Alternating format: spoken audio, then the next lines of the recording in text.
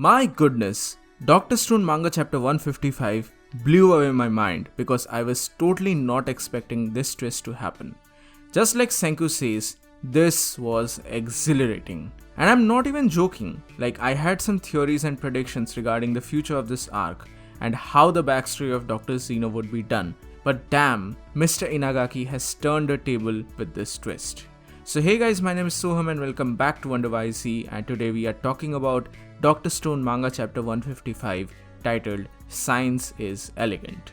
The word elegant is going to be important later on. Now, I won't lie to you guys, so let me say this very frankly. The first couple of pages of this week's chapter were quite dull and boring.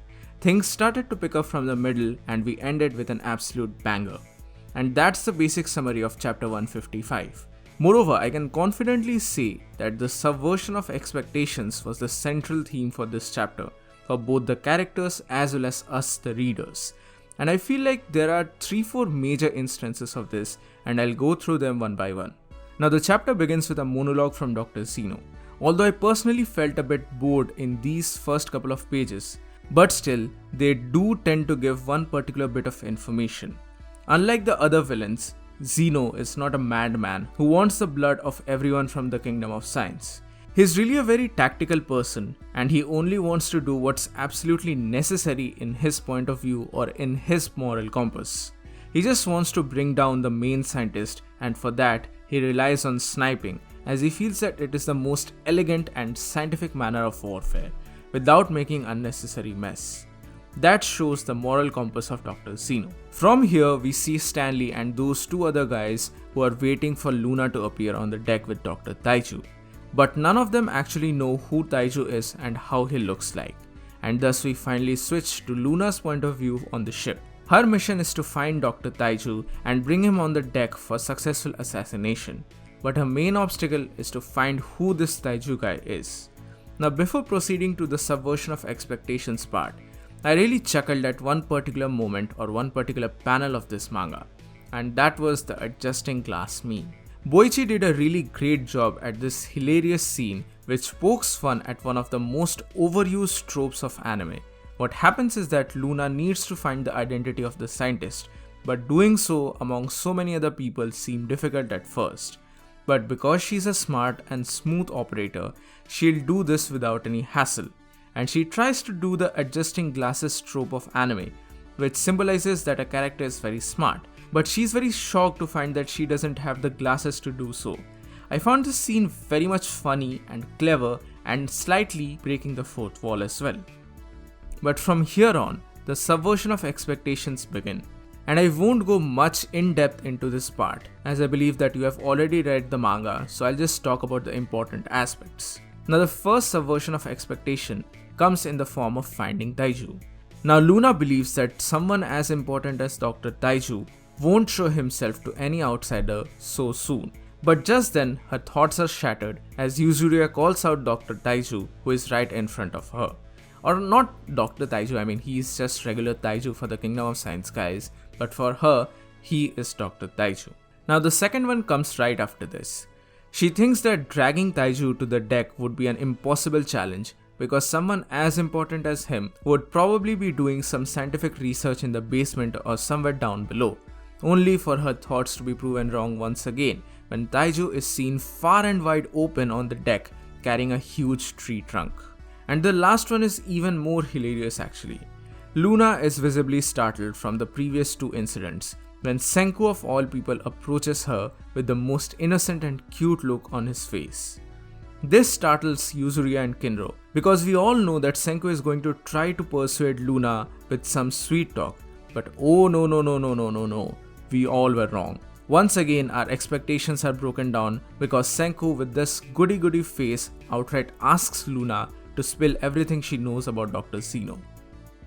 Man, what a ride this chapter has been, and we have not even reached the climax. Hearing Senku's absurd statement, everyone is startled, as it's not a good plan to begin with. But that's when Ryusu and Francois come up with their plan to make ice cream in this stone world. That way, they would be able to lure in Luna. Great idea, and they immediately get to work as well. Senku uses his outrageous skills to make the damn thing, He even makes synthetic vanilla essence as well. The ice cream is great, and the addition of vanilla essence is praised by Luna, who asks Senku how he got it in the very first place. She even comically falls for Senku, but then says no, I can't do this because her target is Dr. Taichu. All of this is just ironical, but only us the readers know about this. Either way, this was great. This was really great stuff. And in order to answer Luna's question, Senku says something that really touched me, especially with the current pandemic situation going on in the world that is really taking a hit on humanity. Senku gives a great speech on how this has always been the strength of humanity, that we always have a workaround for the stuff that we lack. This was pretty deep stuff, and it's because of this sentiment that I actually love Dr. Stone. Check out my video on why I think Dr. Stone is a love letter to humanity. Click on the I button to find out more. Anyway, coming back to their conversation, Luna is really pleased and she goes on to say that this is job well done. And now the quote that changes this arc altogether. She says, to borrow Zeno's favorite word, this is really elegant. Elegant. This word, this single word, triggers something in Senku and he immediately asks Luna if Dr. Zeno was a former NASA scientist. Luna is totally shocked as to how Senku knows about all this. And this bit of conversation startles Ryusu and the rest of the crew as well, especially the de-petrified ones who know what is NASA. Because obviously, how does Senku know about this in the very first place? That is the obvious question everyone has in his or her mind. And then bam, Senku reveals the truth that as a teen, when he started making rockets, Dr. Zeno was his science mentor. Man, I am speechless. I am totally speechless. I don't know what to say anymore other than the fact that this series is freaking amazing. Why are not other people taking Dr. Stone seriously? Like why? Guys, please spread the word. Please spread the word on anime groups and anime forums. More people need to read Dr. Stone. And that's a fact. That's an absolute fact. This story is going beyond my expectations and I am hungry for more. Keep the good stuff coming.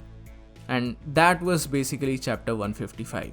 So what do you guys think about all of this? Mention your thoughts in the comment section below. So that's it for today guys. Thank you so much for watching.